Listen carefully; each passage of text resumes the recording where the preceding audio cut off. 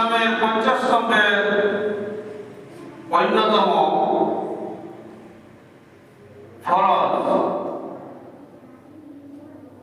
ইসলামের বুনিয়াদ হচ্ছে পাঁচটি: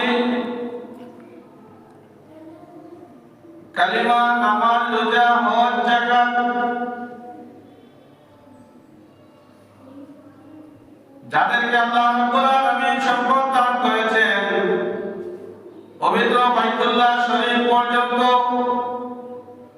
যাতায়াতের খরচ বহন করার ক্ষমতা আল্লাহ রাব্বুল আলামিন যাদেরকে দিয়েছেন, তাদের জন্য হজ করা ফরজ।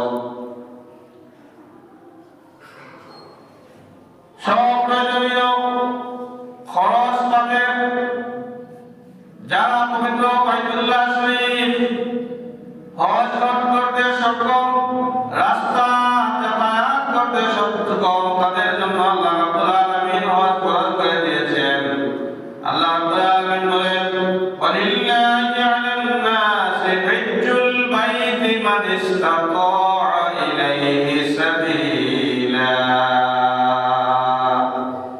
রাস্তা খরচ বহন করা সক্ষম ব্যক্তির জন্য আল্লাহ রাব্বুল আলামিন হজ ফরজ করে দিয়েছেন। তাদের উপর